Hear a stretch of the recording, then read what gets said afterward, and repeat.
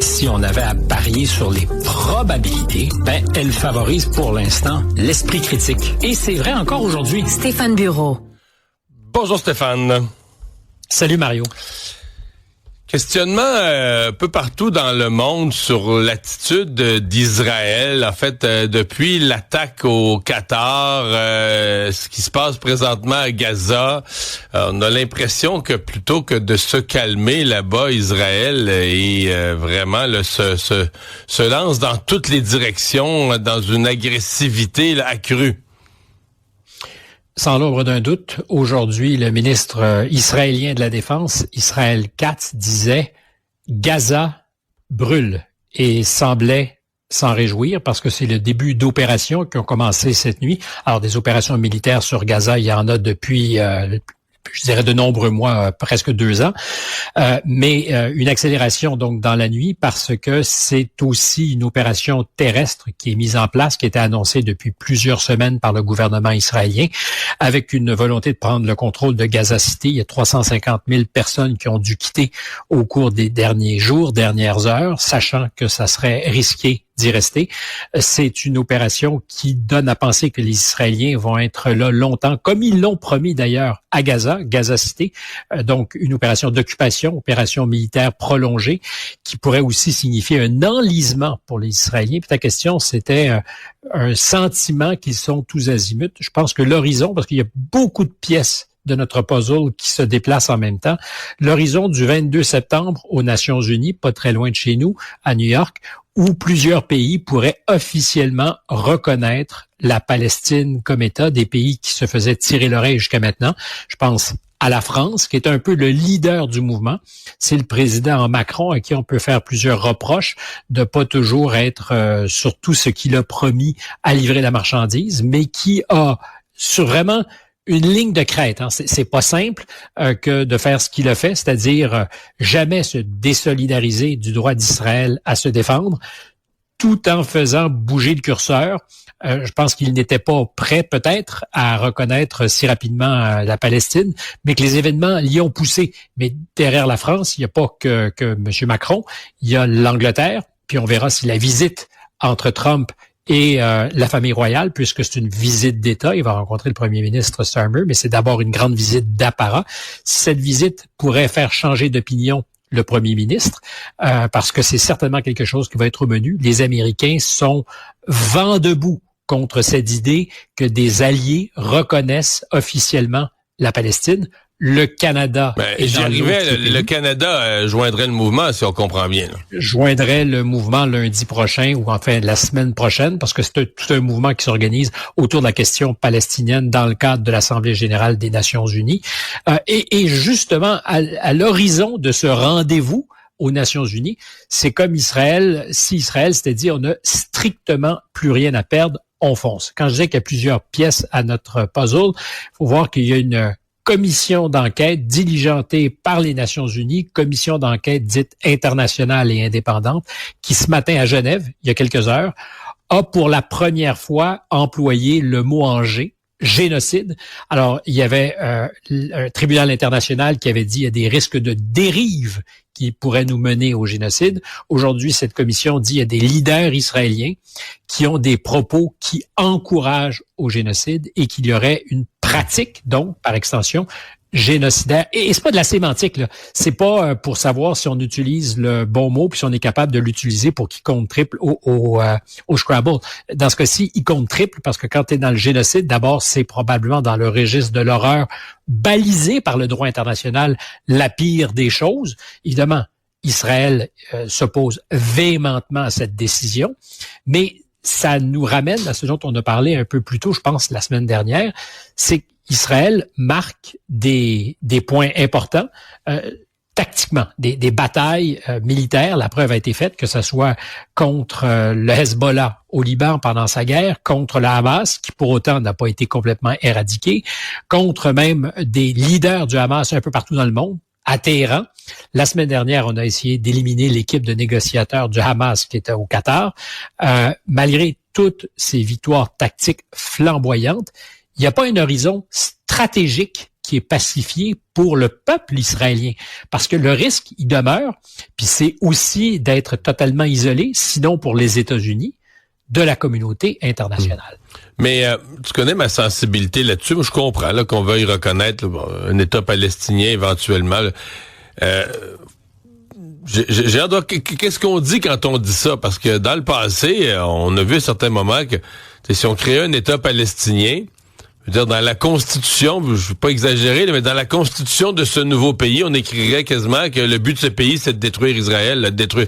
Fait que, est-ce que tu crées un nouveau pays dans un esprit pacifique d'y vivre paisiblement, ou tu crées un nouveau pays dans l'esprit de donner une assise à des guerres futures parce qu'ils vont vouloir détruire Israël dès qu'ils vont... Tu sais, c'est un peu ça la question, là. En fait, la question de la guerre future est un peu rhétorique parce que depuis 1948, c'est un état de guerre larvée entre Israël et ses voisins et ça ne changera pas, quelle que soit la configuration, je pense, à court ou moyen terme. La question de ce que ça va changer, d'avoir reconnu officiellement la Palestine, symboliquement, c'est conséquent. Dans les faits, rien. Fuck all, pardonne-moi l'expression. Je pense que Israël est capable de faire tête à ce camouflet diplomatique. Et quant à la future constitution d'un pays, on en est très, très, très loin. Qu'est-ce qui serait compris dans l'entendement de ce futur pays? Aussi, on en est très, très loin. Et de plus en plus, les acteurs internationaux, y compris les Nations Unies, disent oui, une reconnaissance officielle, mais sans le Hamas. Ce qui est extraordinairement difficile parce qu'évidemment, ils sont liés intimement les deux. Ça ne veut pas dire que tous les Palestiniens pensent que le Hamas les représente bien. Loin s'en faut. Mais est-ce que tu peux en amont poser cette condition à la place des Palestiniens? Puis il faut voir aussi que d'autres pouvoir politique au sein de ce que serait la Palestine, l'autorité palestinienne complètement discréditée et qui gouverne sur l'équivalent d'un timbre-poste en Cisjordanie. Et quand je te disais qu'il y a beaucoup de pièces qui se déplacent dans notre puzzle, l'ambassadeur américain en Israël, Mike Huckabee, qui la semaine dernière disait s'il fallait qu'Israël décide de faire main basse sur la Cisjordanie, d'annexer ces territoires-là. Donc, carrément, de balayer l'autorité palestinienne, sauf peut-être quelques micro-poches qui pourraient être laissées aux Palestiniens. S'il fallait qu'ils le fassent, c'est l'ambassadeur américain qui le dit, on n'a aucune raison de s'y opposer. C'est donc une forme de feu vert qui est donné. C'était une ligne rouge depuis toujours à ne pas franchir. Alors, les Israéliens l'ont souvent franchi. D'ailleurs, au moment qui les arrangeait le mieux. Je me rappelle, on en a parlé, il me semble, c'était il y a un petit peu plus de 8-9 mois, quand le secrétaire d'État américain Blinken était allé en Israël et que ce jour-là, ou la veille, les Israéliens avaient choisi de reprendre le contrôle sur la plus grande des portions de la Cisjordanie depuis 15 ou 20 ans. C'est une manière de dire aux Américains, on se fout de ce que vous pensez. Or, les Américains pensent à peu près comme les Israéliens aujourd'hui. Marco Rubio, le secrétaire d'État, était jusqu'à ce matin en Israël. Puis on se pose la question de ce qu'il a, oui ou non, donné son feu vert à cette idée que s'il le fallait, ça deviendrait pour Israël la réponse à la reconnaissance de la communauté internationale. C'est-à-dire, vous allez reconnaître la Palestine? Parfait. On va nous prendre d'une bouchée la Cisjordanie parce que d'abord, on se fout de ce que vous pensez et si vous nous forcez, on va agir. Donc, ça fait beaucoup d'éléments d'ici à lundi prochain aux Nations Unies. Et dans ce contexte-là, évidemment, tu voulais peut-être en parler, mais Doha, les pays arabes qui se réunissaient hier pour discuter de l'attaque contre la délégation palestinienne qui était censée négocier avec Israël,